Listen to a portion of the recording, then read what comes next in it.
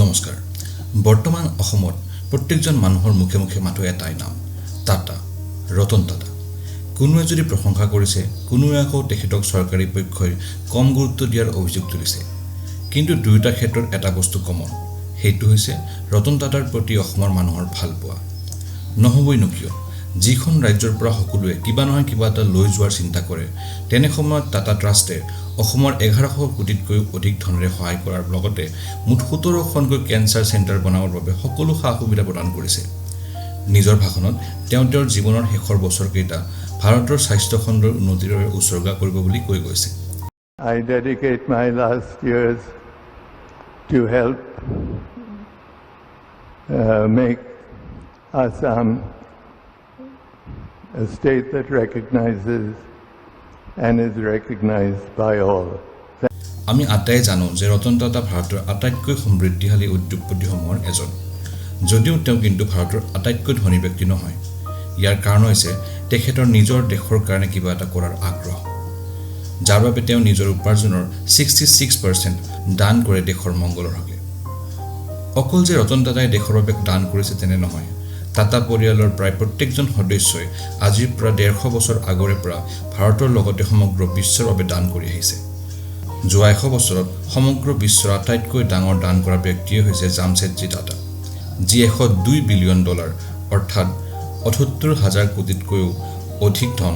দান কৰিছে ইয়াৰ লগতে টাটা পৰিয়ালৰে আন এজন সদস্য হৈছে ছাৰ জৰহাটজী টাটা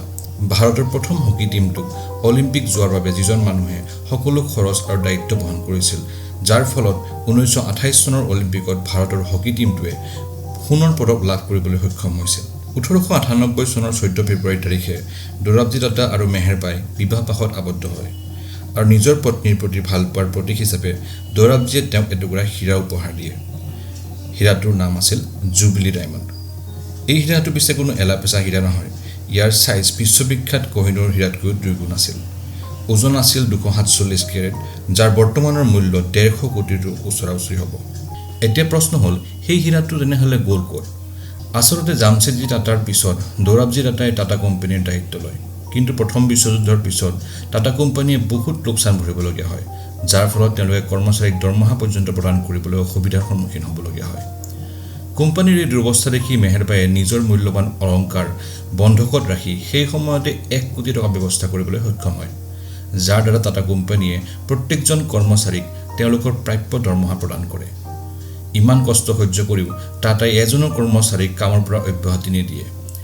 নিজৰ কোম্পানীক নিজৰ পৰিয়ালৰ অংশ বুলি ভবা টাটা কোম্পানীৰো অৱশেষত ভাল দিন আহিব ল'লে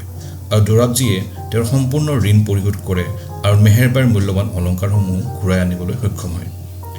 সকলো ঠিকমতে চলি আছিল কিন্তু 1931 চনত মেহেৰবাইৰ 50তম জন্মদিনৰ পিছতেই মেহেৰবাই কেন্সাৰ ৰোগত আক্ৰান্ত হয়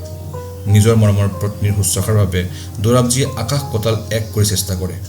কিন্তু মেহেৰবাইক বচাব নোৱাৰিলে নিজৰ পত্নীক হেৰুৱাৰ দুখত 1932 চনত জৰহাটজীয়েও এই সংসাৰ ত্যাগ কৰে কিন্তু জুবলি ডায়মণ্ডটোৰ কি হ'ল নিজৰ পত্নীৰ মৃত্যুৰ পিছত জৰহাটজীয়ে সেই মূল্যৱান হীৰাটো বিক্ৰী কৰে আৰু এটা ট্ৰাষ্টৰ আৰম্ভণি কৰে যি ট্ৰাষ্টে পিছলৈ টাটা মেমৰিয়েল হস্পিটেল স্থাপন কৰে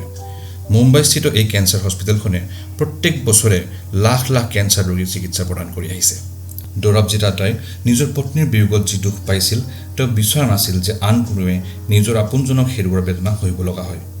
বৰ্তমান এই টাটা ট্ৰাষ্টৰ দ্বাৰাই অসমৰ লগতে সমগ্ৰ দেশত কেন্সাৰ হস্পিটেল স্থাপন কৰা হৈছে